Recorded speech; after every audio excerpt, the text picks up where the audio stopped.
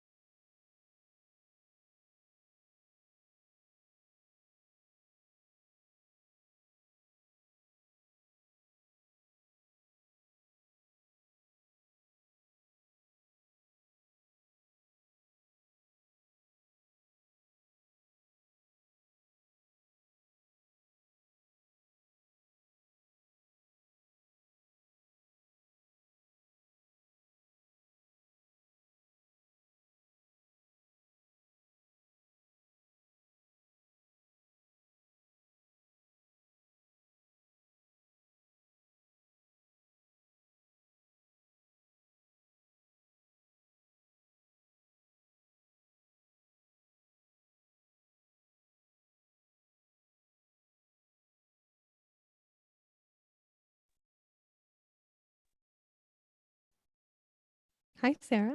Can you hear me? Hi, yes, we hear you. Chai Bracha. Welcome everyone who joined. We'll just give another 2 minutes for all those hopping on. Welcome. It's so wonderful to see you.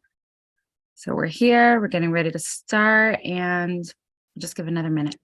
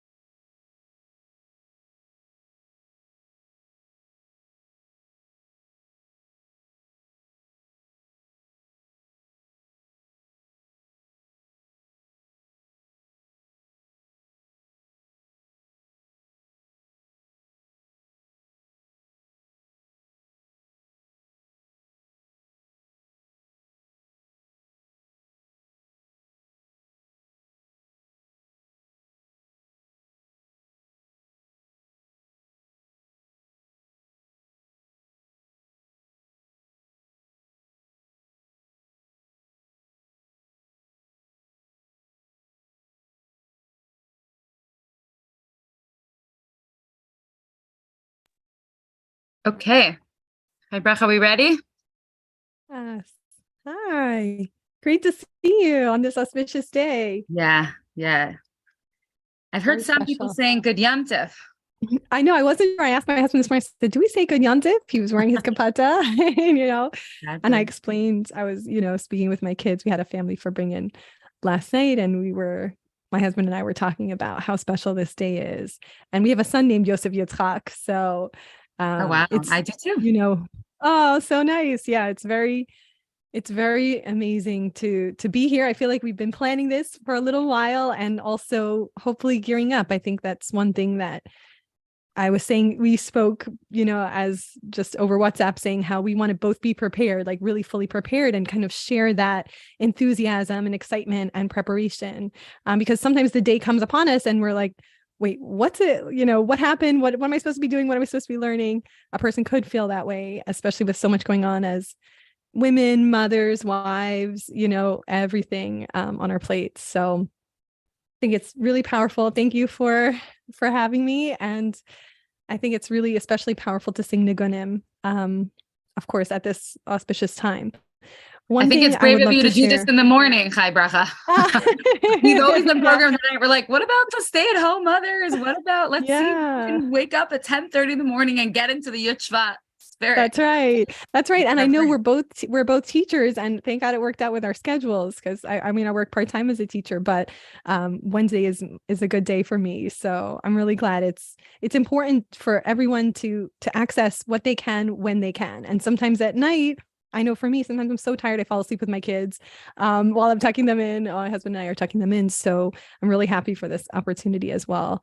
So one thing that I'm particularly inspired about with Nigunim in general is actually something that the Rebbe explains, that when a person starts to sing a nigun, he rises above all his, or he or her, he or she rises above all their limitations and constrictions, and they come out of that meitzar, from that place of frustration or anger. And the song itself reveals an additional part of a person's neshama that was previously concealed to them. And I know myself, if I'm going through a frustrating time or something where I feel, whatever happens, even though I know in the back of my mind it's from Hashem, sometimes we're in a painful spot, and remembering that this is a tool that we have to sing Nigunim to be able to access this higher part of our neshama, it's really empowering. So I hope we can all feel empowered through the singing of Nigunim. Hi, Bracha, you're muted. I'm just connecting my Oh, okay. Bluetooth. Sorry about that. So, so I wanted to start out by singing the Beinani Nigun,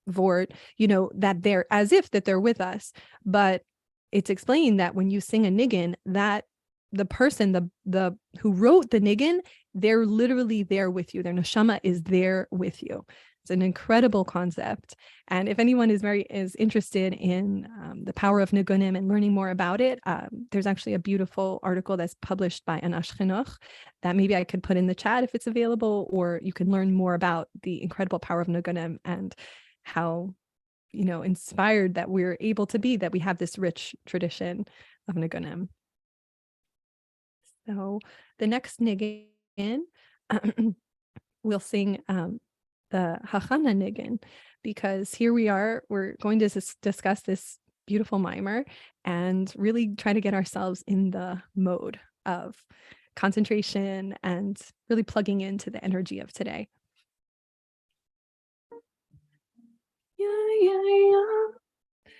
Ayam, ayam, ayam, ayam, ayam,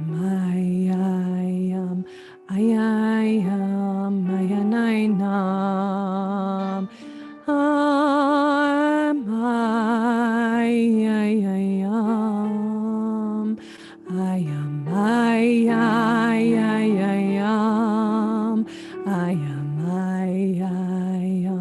ayam, ayam, ayanainam. Ay, ay, ay, ay, ay, ay, ay, anam. Ay, ay, ay, ay, ay, ay, ay, ayam. Ayam, ay, ay, ayam, ay, ay, ayam. Ay, ay, anam. Ay, ay, ay, ayam. Ay, ay, ayam. Ayam, ay, ay, ayam. Ay, ay, ayam. Ay, ayam. Ay, ay, ay, ay, ayam. Ay, ay, ayam. Ay, ayam. Ay, ayam. Ay, ay, ayam. Ay, ay, ayam. Ay,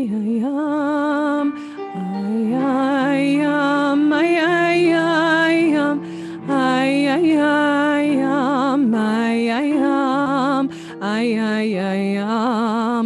Ay, ay, ayam. Ay, ay, ayam. Ay, ay, ayam.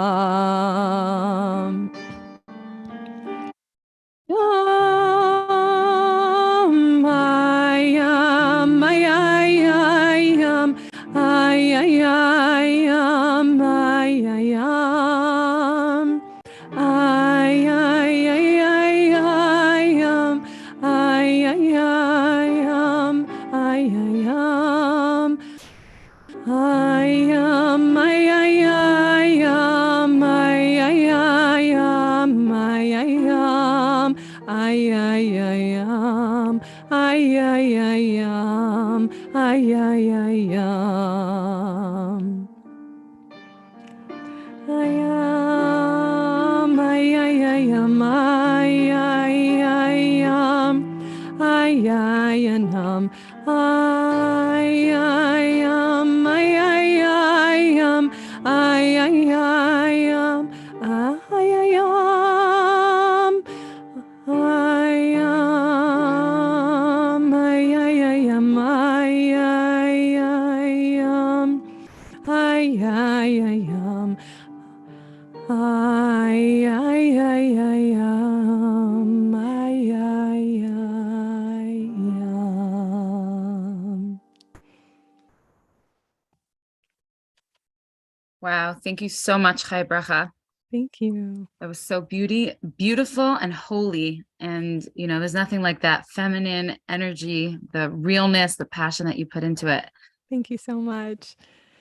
So I'm excited to hear your thoughts on the mimer this year and just giving us a context. I know we're also busy, that sometimes just making the time to learn can be so challenging, but this is why we're Farbrengen about it, doing our best. We're showing up as best we can today, and please take it away. So, Basi Lagani, when you think about it, we think of the kids, everything, there's gardens, there's flowers. And it really has like this beautiful, inviting look. We're trying to make this world a garden for Hashem.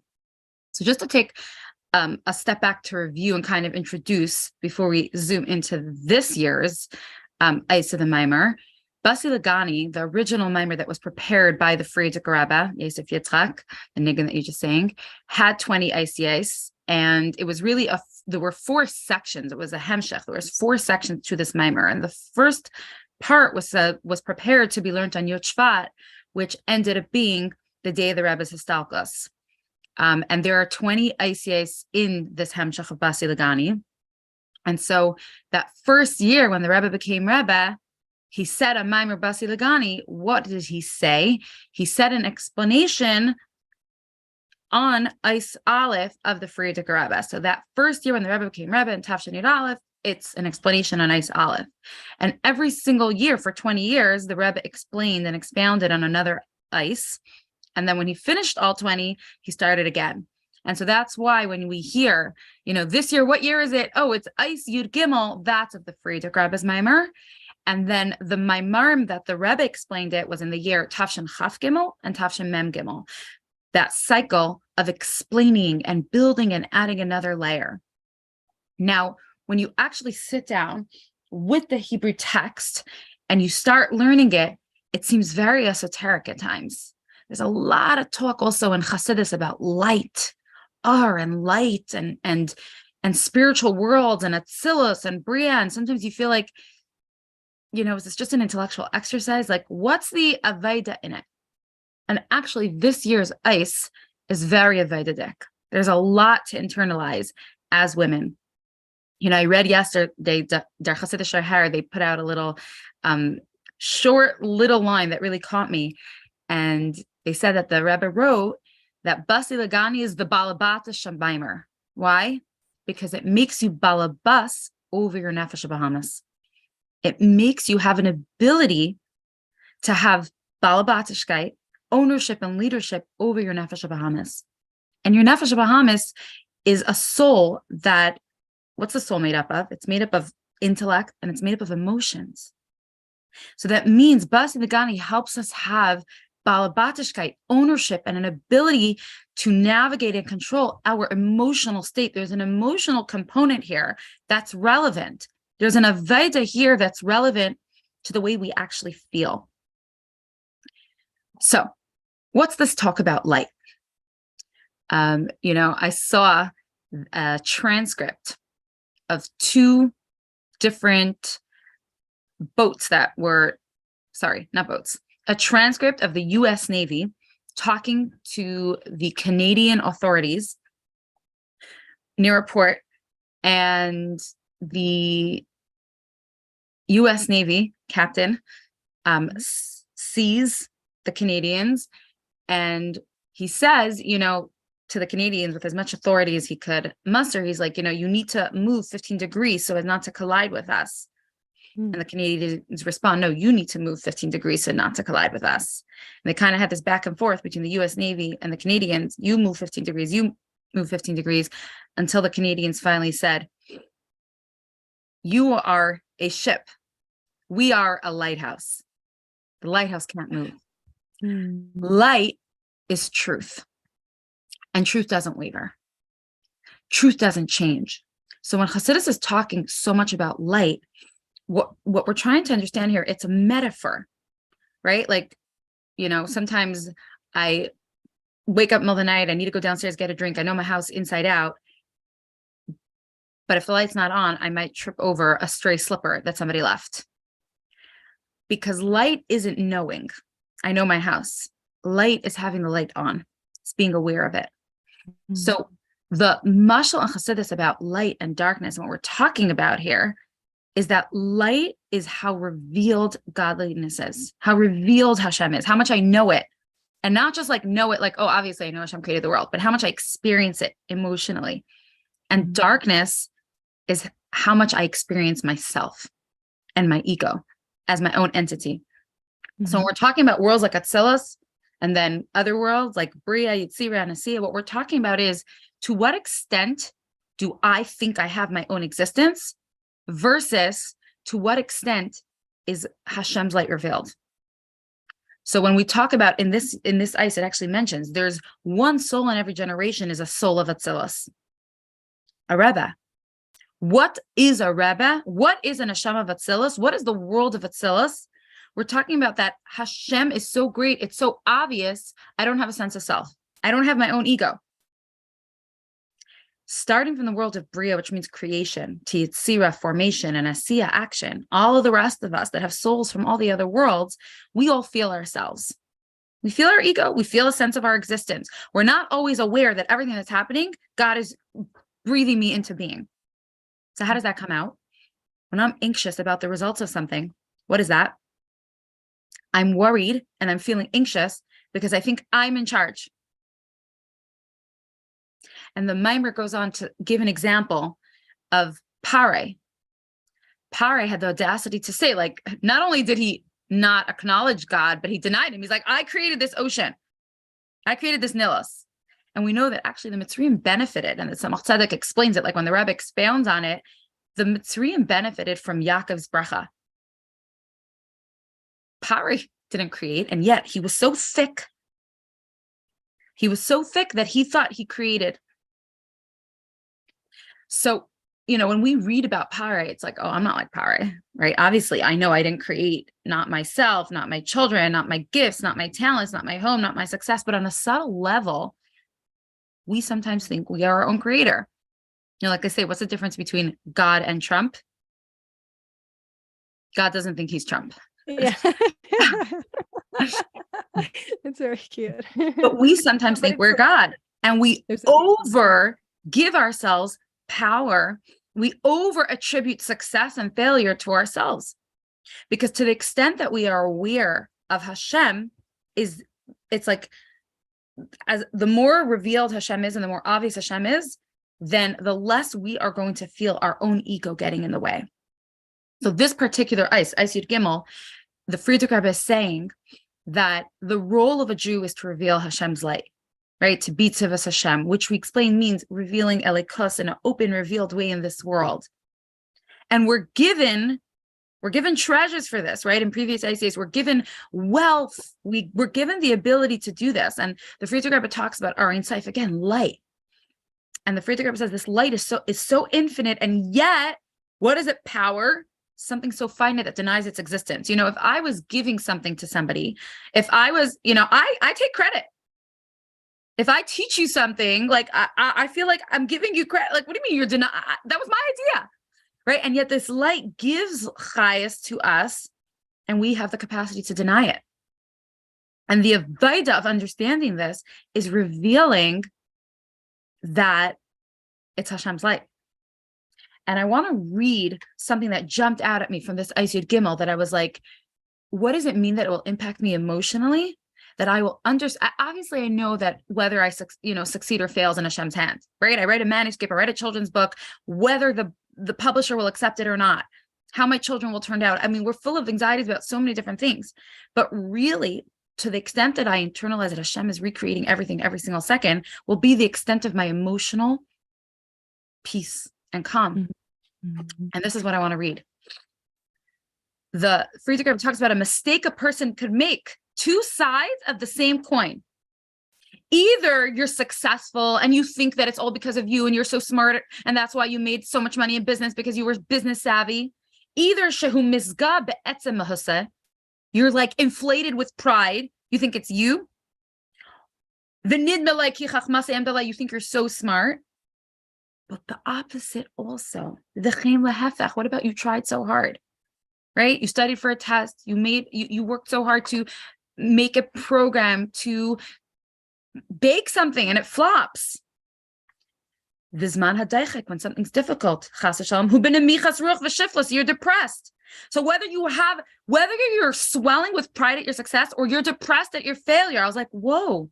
That's both attributing too much success to yourself. It's in Hashem's hands. Hashem is in charge of all that. I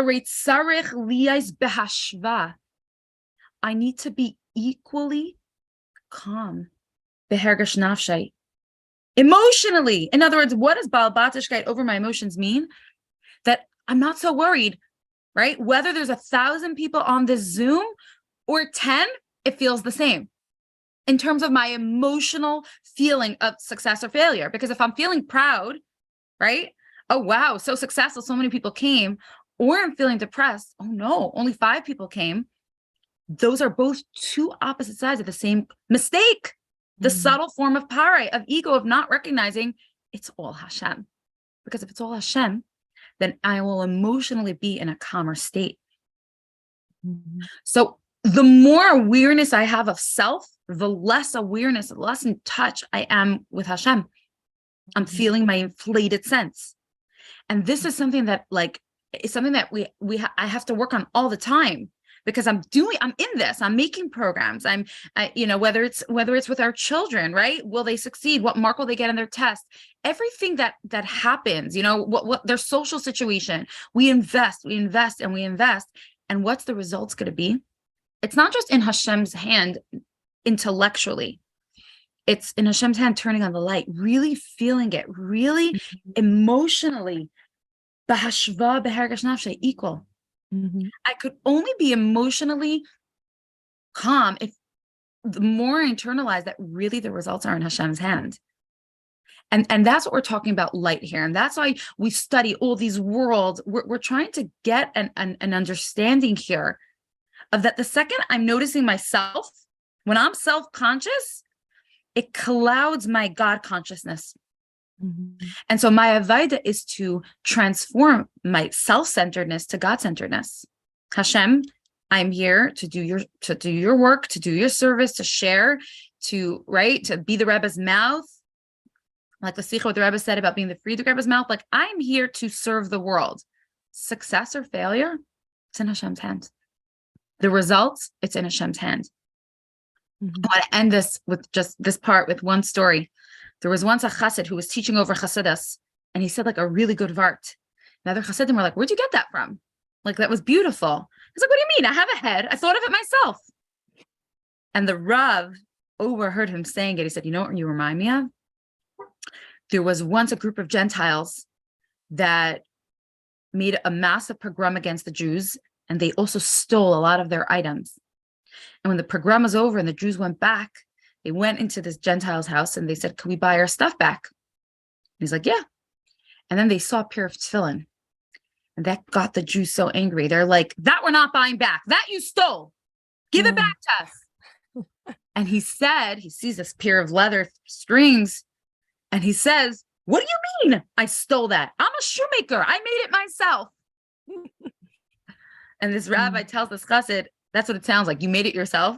Yeah, like the shoemaker made the tefillin. In other words, your creativity, your success, attributing it to yourself and yourself only is like a Gentile who says he made tefillin. You didn't do anything. We have the achrayas to use the gifts that Hashem gave us to put in our the most effort that we can. And then the emotional piece is letting go. My ego and my depression is both not acknowledging that it's all in Hashem's hands.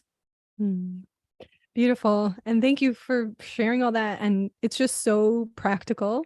And I think not only, of course, in relation to ourselves, because we have to start with ourselves, but even in dealing with other people, that we can be so frustrated about a situation and feel so angry or hurt or feel that something's unjust. And then we kind of have to plug in and say, but it's not. I mean, we know that in the back of our minds. It's not any other person. It's only Hashem.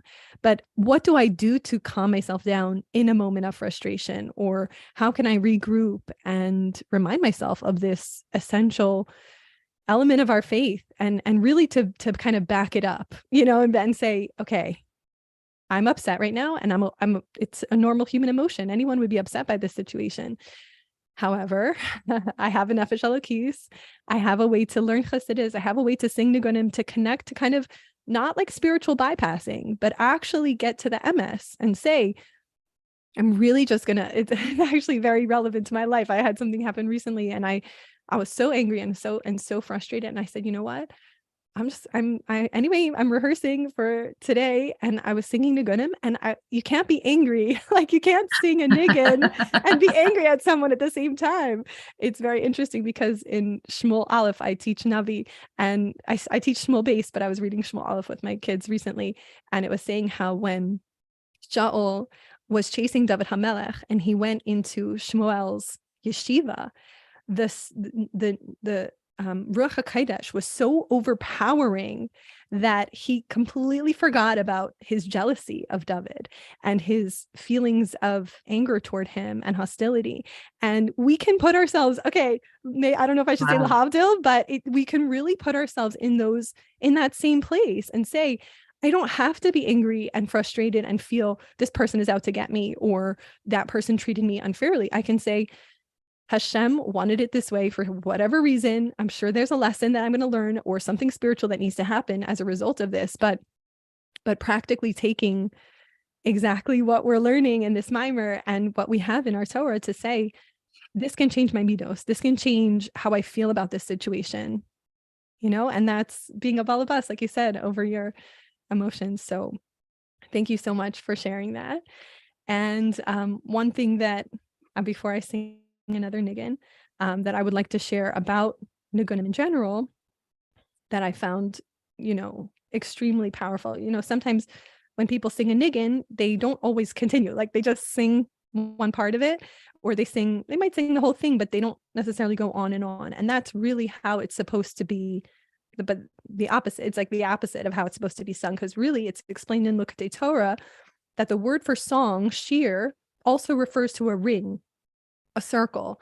And after completing the first round, another round starts immediately, but on a higher level, and so on from strength to strength, in elevation after elevation from below to above. And this is the same idea of a niggin, that when we sing it over and over and over again, we're actually reaching a much higher place than when we first started. And that this is also followed by a hamshacha, a drawing down from above to below. So let me just I'm going to put it on mute for a second so I can.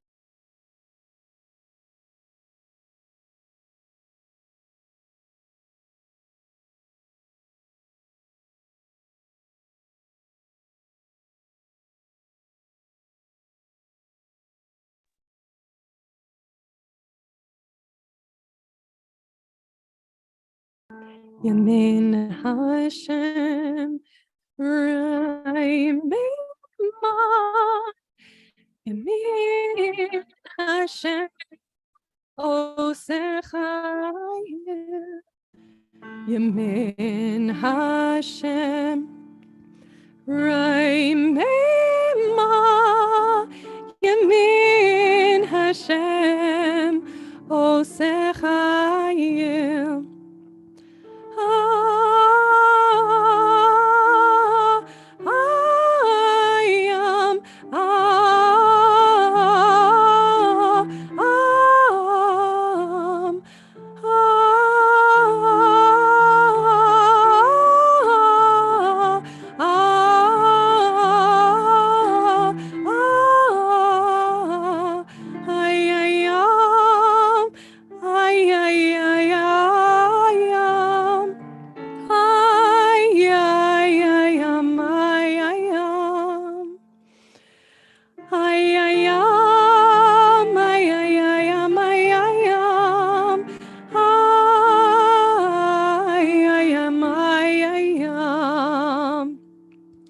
Yamin Hashem Raimema Yamin Hashem Osechayil Yamin Hashem Raimema Yamin Hashem Osechayil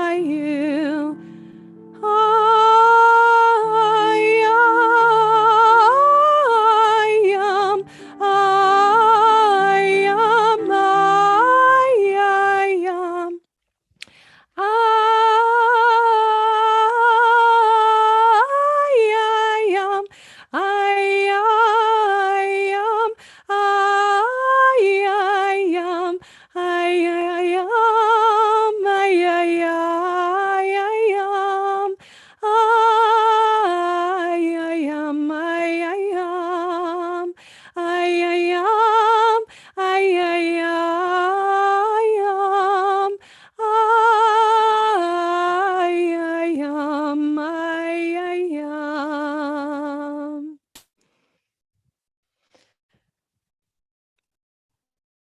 I love it. I could do Thank you. this every day. Listen to you sing Nigga and just Thank you. Thank you so much. Actually, on Thursday nights, I do sing the Gunim over the phone for women from Borough Park, and it actually happens every Thursday. So maybe I really. could post it somewhere. Yeah, there's a calling Yeah, number that's because they don't go. gorgeous. Thank you so much. And they don't go over Zoom, but Baruch Hashem, while they're preparing for Shabbos or just giving themselves a chance to, That's connect and sing gorgeous. the Gunim. Love Baruch that. Hashem. Yeah. So, another niggin that I feel is so empowering and so powerful to connect to, and I think it's a big favorite, is the niggin Keliata. But you'll just have to I would just want to make sure I want to play the music if I can, and we'll see if this, hopefully you'll hear it okay. I might just take a second. Okay, it's a little bit lower because I'm using a different device for this. Let's see. I don't know if you could hear it, but I'll just, even singing hopefully a cappella or without so much music is still, I think, beautiful. And please feel free to join in at home or wherever you are. If you can sing, please sing along.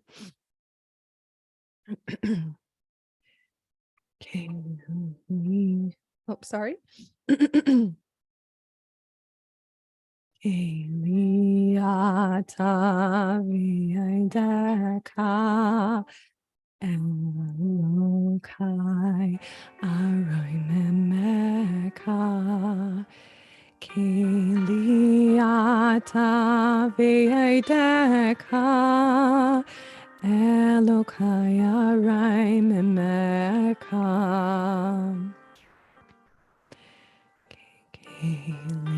Kiliata v'yideka Elokai Arimemeka Kiliata V'yideka Elokai Arimemeka Kiliata V'yideka Elokai Arimemeka Kiliata V'yideka Elokai Arimemeka Kiliata V'yideka Elokai Arimemeka Kiliata V'yideka Elokai Arimemeka Eliata v'yideka Elokai arimemeka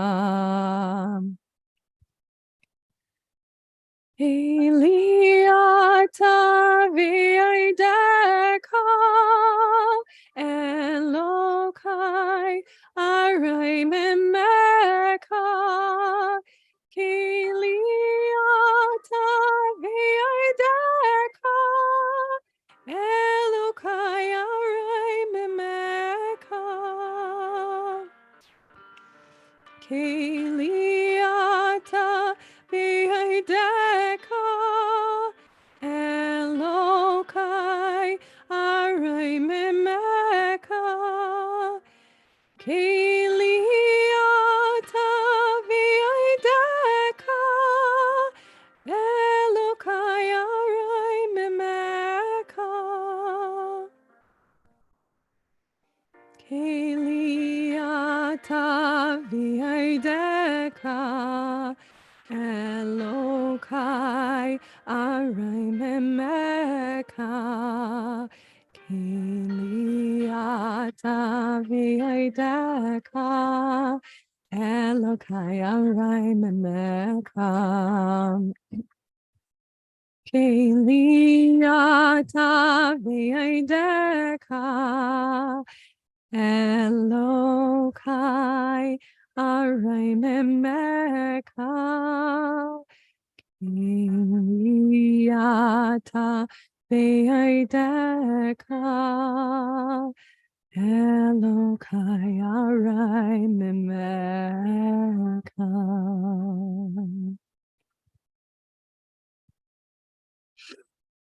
That was beautiful. Chai Bracha, could we get to hear some of your thoughts on this year's ice on the mimer?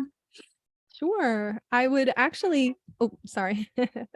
I would actually like to share a part that it was actually from, I don't know how many people, I know these things get out there, but I don't know how many people had a chance to read.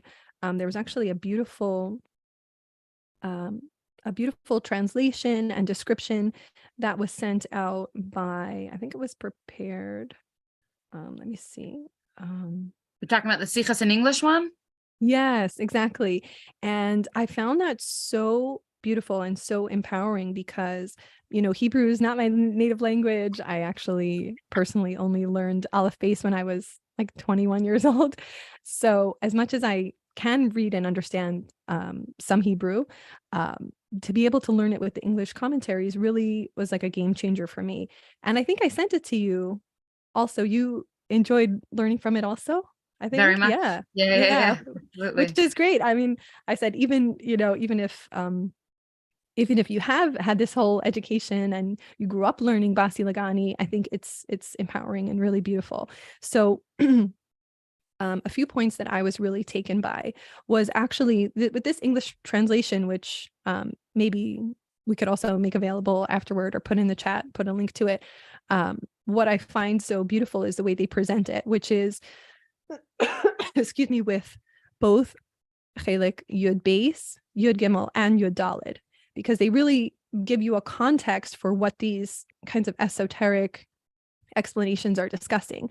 And one thing that to me pervades this mimer is talking about the name Tzivos Hashem, and this particular element, this aspect of Hashem that it says there's a beautiful mashal that's given, and it says that when a nation goes out to war, and the king is, really concerned with winning, he will go into his treasure house, his storehouse, and give to his soldiers something which he himself would never use. Like he would never use it for his own personal benefit. And excuse me. And he wouldn't even use it for his kingdom normally, for his people. But in this case, where they're fighting a battle, he must use these storehouses for this treasure that's in this storehouse. And what is this treasure? The Alter Rebbe explains, and it's, a lot of explanation, but that it's the light of the Or Ein Sof. And so let me just read what I found so beautiful. When we understand the dimension of Hashem's light, because this Or Ein Sof is a very fascinating thing, because Or Ein Sof literally means the light without limit, without end. But really, there's a lot of things in that you could explain that could be without limit. Like even, plants reproducing, like you could say that's also infinite in some ways. True infinity is something that not only has an endless continuation, but also has almost like a limitless beginning. Like there is no starting point, because it's almost like the light that's from Hashem, which is without any limitation, which is just eternal, this eternal infinite light. And so when we try to understand what this means, there's both the Or Ein Sof, there's light that extends upward and light that extends downward. And so even though it's esoteric, I don't think it's beyond an average person to be able to read this text and really delve in and decide what does this mean? What is the Frierdiker Rebbe really talking about? So one thing that a big takeaway that I have is just, if anybody feels nervous about kind of diving in or feels like they're really busy, but it's hard for them to kind of make the time to sit down, schedule a chavrusa with a friend. It's not too late, it's Yud Shvat now, but these messages are eternal and timeless. So to say, what does this mean? What do these kind of esoteric concepts mean? So first of all, let's just say in section 12, the Rebbe Rayatz explains that the tendency for Hashem's light to extend downward without bounds brings about an endless creation. So the way that we understand the Or Ein Sof in an endless way is through creation itself. That's why you can watch these unbelievable videos of the ocean and the incredible fish and the coral and everything in creation, which is truly without limit. I mean, there's just a staggering amount of numbers of types of, even if you just take flowers, for example, let alone any other creatures in the world. And this is just one way that we see Hashem's infinite light manifest in this world. And it's a way that we can kind of wrap our minds around also. So like, to me, like, that's very tangible, actually, to say, oh, when I admire the world and I think this is so beautiful, like, think about a sunset. Are you going to be annoyed that you saw a sunset that was beautiful one day to the next? No, it's different. Like, the exact painting of the sky, the exact way that the color is different from one day to the next. That's why it's still moving and beautiful, right? And so that's one way that we see that. But this is this, like, so this is the limitless multiplicity of diverse levels of existence. That's how it's explained here. So that's what I was trying to bring out. And in section 13, the Rebbe Yatz emphasizes that not only does Hashem bring all these diverse levels into coexistence, but the infinite nature of his light is also manifest within them, enclothing itself within them and infusing them with life. So the way that I see this, or think of this practically, is the infinite capability of everything to reproduce, right? Like, every tomato, plant has seeds inside. And in a sense, you're eating a tomato and you're making a bracha on tomato, on a, adama, and having a tomato, but you can actually think about Hashem's infinite light in that seed, that there is maybe not in that particular seed, maybe that's not going to become a plant, but, you can think about this in in a daily way. You can think about how Hashem's infinite light is infused into creation, and we have the ability to continue all of creation, and that it's naturally unfolding this way. And in section 14, the Rebbe Yatz highlights that Hashem's light retains its transcendent qualities, even as it is enclosed within the created beings. And as a consequence of his light being internalized within every being in all its transcendence, that being has the capacity to recognize and identify with this light. So the way that I connect to that idea is by thinking about how, we've heard this many times before. It's something that is spoken about, how we have a chelik Elokai mimal mamish, that there's a part of Hashem within each individual person. But when I am feeling down or struggling with something or feeling challenged, there's a part of me that is way beyond that pettiness, and I just have to tune into that. And I just have to reveal what's concealing that element of Hashem, that godly light, that infinite godly light that's within me. And not only within me, but within other people around me. So I might see something that's concealing that person's godly light because they're doing something that's really harmful to me or hurtful. But that doesn't mean that godly light doesn't exist within them. So it's also, I think, a way of connecting to others. Like, first of all, just recognizing that we have this tremendous power and this tremendous opportunity and ability to overcome obstacles, but also that it's a way to recognize Hashem, to say, there's Hashem within me, and also others, the people around us, that we can have more Havas Yisrael, and we can feel, compassion for someone. Maybe they're going through something that's concealing their godly light, or whatever. In this situation, something's weighing them down. And so it's to me, that is one of the most, powerful and empowering aspects of this mimer. So I want to just end with one more idea, which is that often, and this is from the text, often the Rebbe would say that among the treasures the king showers upon the Jews to assist them in overcoming their challenges in transforming the world into Hashem's dwelling are the inner secrets of the Torah contained within the teachings of the Rebbeim. And certainly the Maimarim of Basi Lagani are included among those treasures. So I think that, when we think about these ideas, they are particularly relevant as presented to this, this idea that we're Tzivos Hashem, we're the army of Hashem. This is our job in the world, to reveal godliness in every way that we can, in every situation, in every struggle and every challenge. And so it says that this is the message that the Rebbe charged our generation to make the world ready for Mashiach's coming and to prepare for the ultimate redemption. And I really feel that learning this mimer has really empowered me. And I hope that it's been, empowering for anyone listening to discuss some of these topics.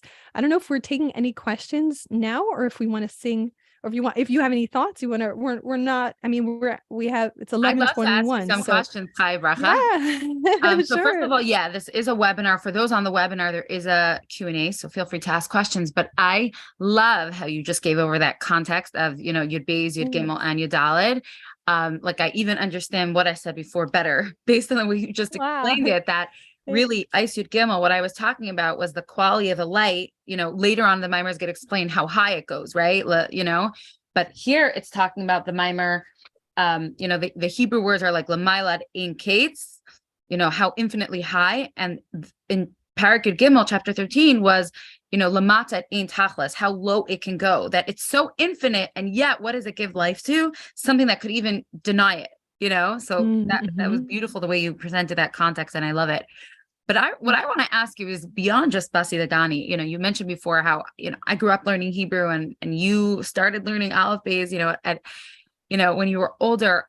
I'm curious, if you can share a little bit about what that's like for you to, as an adult, choose the Rebbe as your leader, to choose Hasidus, because, we constantly have to be choosing it.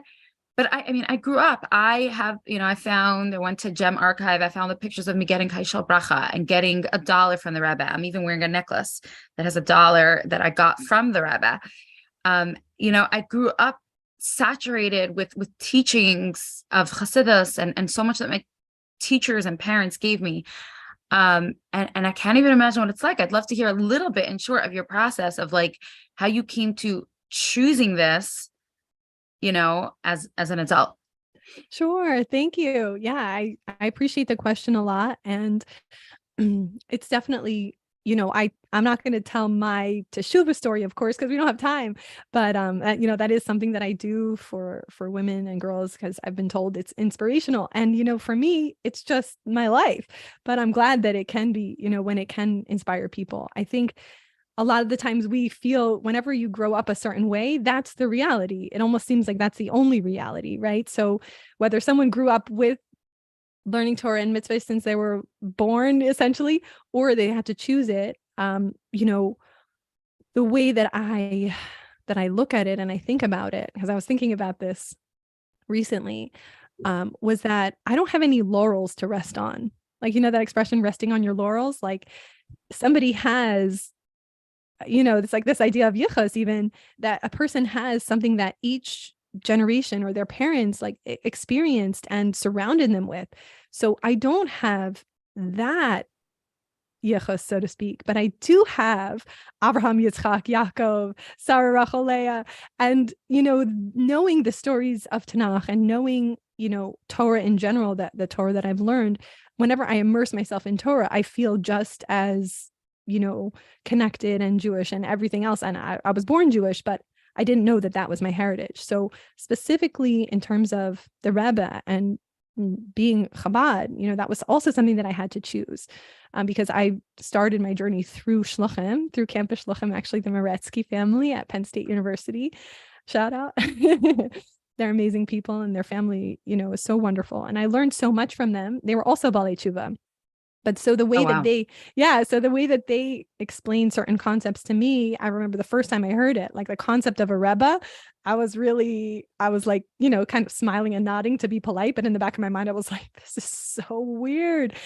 I grew up without any context for that. And so for me to think about, I didn't even know that there was such a thing as a tzaddik.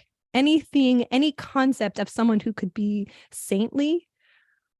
Personally, I didn't believe it. I didn't think I was very cynical. Like I knew that there were good people, but I heard of different people on the news, lahavdil, real lahavdil, but I'm saying like Gandhi or Mother Teresa. I mean, I didn't know, what does it mean to really be a tzaddik? I had to learn about the Rebbe and his life and read the stories of the Rebbe and think about how did the Rebbe, what was his worldview? How did he treat other people? So one other book that I really highly recommend is Positivity Bias by Rabbi Mendel Kalmanson. And I actually worked for their family when I lived in Crown Heights. And as a, fresh Baal Tshuva, actually I think I was about to get married. So it was like a few months of engagement and living in Crown Heights. And I'm so blown away by that text and videos of the Rebbe, gem interviews. Each week, my family, we read stories of the Rebbe, like that's published, My Encounter. That's what it is. My Encounter, we read it at the Shabbos table just to get a taste of the Rebbe's unbelievable scope of his vision. And so I think a lot of it is education. It's just like constantly feeling like I need to educate myself and wanting, not that I need to, nobody's pressuring me, but it's the desire to connect.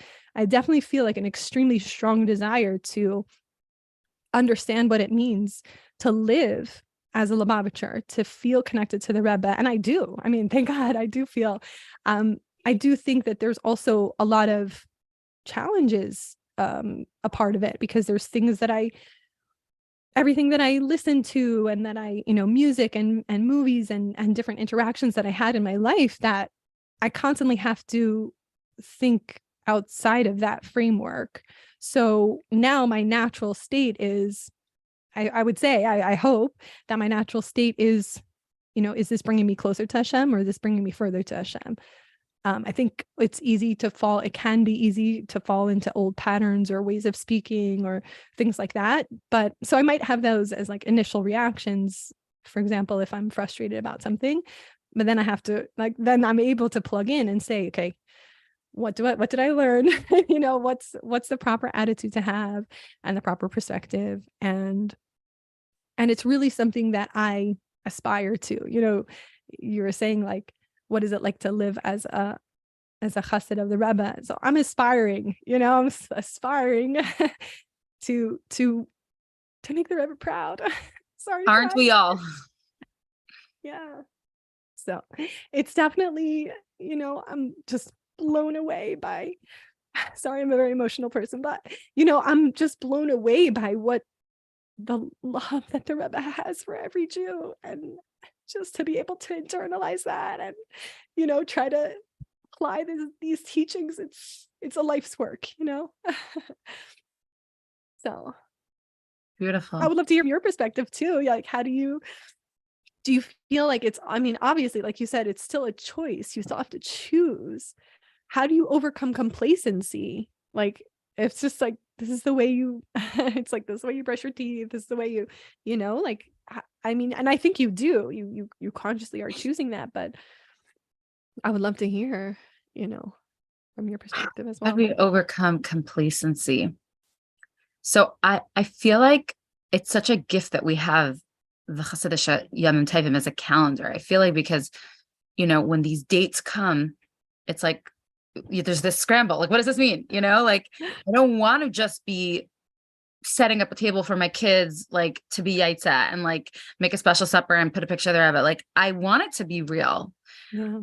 So I think the dates, the auspicious Chassidish Yamim Tovim are a real gift to us to really, like, right into the Rebbe. What's my relationship? What's the role of the Rebbe? And the truth is, I also feel blessed to work in a school. I work in a high school, and being in a position of like mashpia, of giving to anybody, to children, to students, to even if you're just the only Lubavitcher in a workspace, and people are going to be asking you questions about Chabad. Like, anytime you're in a position of giving, it kind of forces you to make it real, because people will sense the hypocrisy in 1 second. Yeah. So it will even give you pause to think about, what does it mean to be a Lubavitcher? What is the mission of Dar Shvi? What is our role? Like, are we getting, and the truth is, probably we sometimes do get complacent in our role of bringing Mashiach, and it's these times where, like you said, we learn Chassidus, we sing Nigunim to re-inspire, to reawaken the passion, so that we could live a life that's alive, so that we don't fall into just the day-to-day, get the kid dressed, to go to school, to go to bed, to do the same thing all over again. Chassidus is meant to the opposite of complacency, growth, passion, innovation, creativity, thinking, let's brainstorm. How are we going to bring Mashiach? I mean, it sounds like a surreal question. Like me and you are going to bring Mashiach. I mean, but that's really what the Rebbe empowered us, me and you and everyone on the Zoom and anyone who's listening on the YouTube and anyone who's doing anything for Yud Shvat and any Jew anywhere they are in the world, whatever their shlichus is. Yeah. What are you going to do today to bring Mashiach? Like on vacation, we say, so what are we going to do today? But really it's like, what are we going to do today to make this world more godly, to reveal more light, to bring our nefesh Bahamas more on board with the truth, with the emes, with cracking through the lie and the hiddenness of God and really revealing the truth. Because again, darkness is just disconnect. Light is connection, where it's like, even when you embrace a child or somebody, like you melt, like you're not feeling just yourself, you're melting into the other, right? Like the idea is we want to melt. We want our egos to melt in Hashem's embrace. We want to really feel like the light is on so I don't trip. I want to really feel like, again, it's not a physical blinding light. It's like when we say they saw the light, we mean something clicked in our head that we're in touch and in tune. Yeah, it's beautiful. It's helpful for me to hear from you. It re-inspires me when, I hear you choosing it.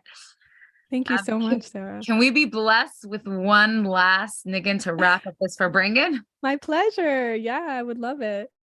And I really am so inspired by what you shared and what you said. And like you said, just connecting, plugging into the energy of the day. It's something that, we do by Yantif to learn the halachas 30 days ahead of time, or at least to try. But we can also have that mentality. It could be a hachlata for someone to say, you know what, for the next Hasidic Yom Tov, I want to be extra prepared. I want to have not just feel like at the last minute I'm throwing something together. Sometimes that is the case. We have a kid who's sick, chas v'shalom, or something that comes up. But at least if our mind is in the right place, then hopefully our actions can follow through. So of course we have to sing Dalet Bavos. And please join at home. Ay, ay, ay, yum. Ay, ay, ay, ay, yum. Ay, ay, ay, yum. Ay, ay, ay, yum. Ay, ay, yum. Ay, yum. Ay, ay, ay, ay, ay, yum. Ay, ay, ay, ay, ay, ay, ay, yum. Ay, ay, ay, ay, yum. Ay, ay, ay, ay, ay, yum. Ay, ay, ay, yum. Ay, ay, ay, ay, yum. Ay, ay, ay, yum. Ay, ay, ay, ay, ay, yum. Ay, yum, ay, yum, ay, ay, ay, yum. Ay, ay, ay, yum, ay, ay, yum. Ay, ay, ay, ay, yum. Ay, ay, ay, yum, ay, ay, ay, yum, ay, yum. Ay, yum, ay, yum, ay, ay, ay, ay, yum. Ay, ay, ay, yum, ay, ay, ay, yum, ay, yum. Ay, ay, ay, ay, ay, yum. Ay, ay, ay, yum. Ay, ay, ay, yum. Ay, ay, ay, ay, yum. Ay, ay, ay, yum. Ay, ay, ay, yum. Ay, ay, ay, ay, ay, yum. Ay, ay, ay, yum. Ay, ay, ay, ay, yum. Ay, ay, ay, yum. Ay, ay, ay, yum. Ay, ay, ay, yum. Ay, ay,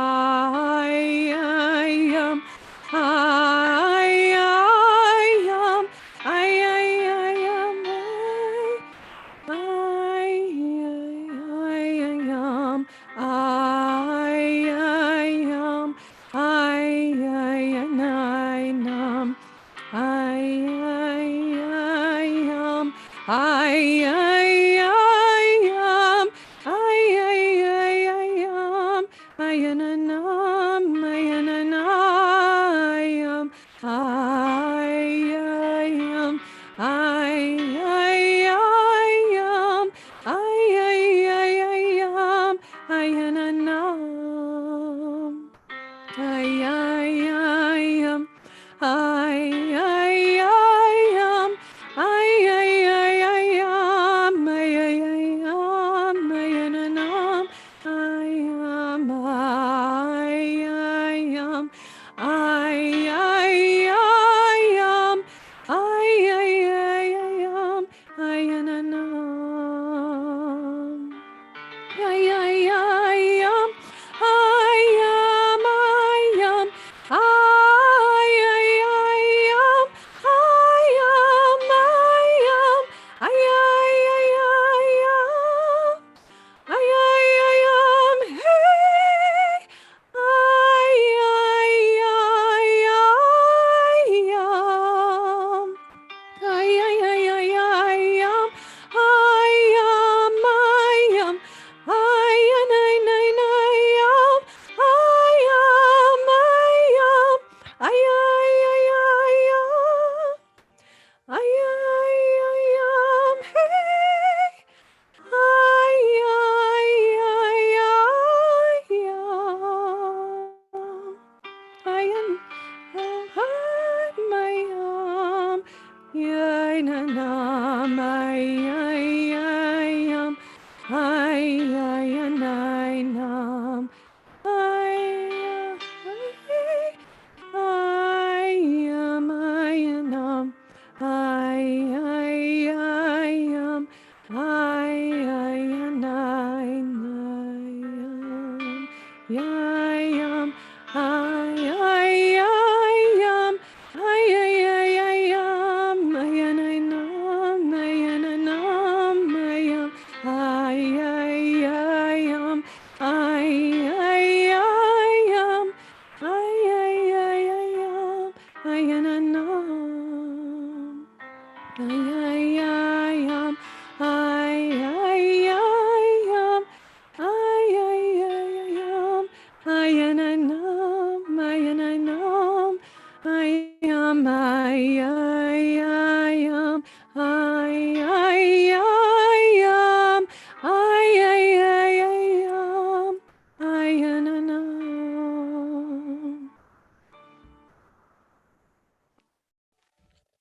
Wow. Wow, what a gift. Thank you Thank so you. much, Sarah. Thank you. Thank you so, so much. And really just hoping everyone has a very inspiring and connected and uplifted Yud Shvat. Yeah. Wishing you all the best, Sarah. Thank you for Yeah. doing Thank you, this. Chai Bracha. Thank you, Thank everyone you. that joined us. Thank you Feel so free to much. share the link. And yeah, may we be successful as Sivas Hashem and revealing light all over the world and bringing Mashiach now. Thank you. Amen. Amen. Thank you. Thanks so much. Bye.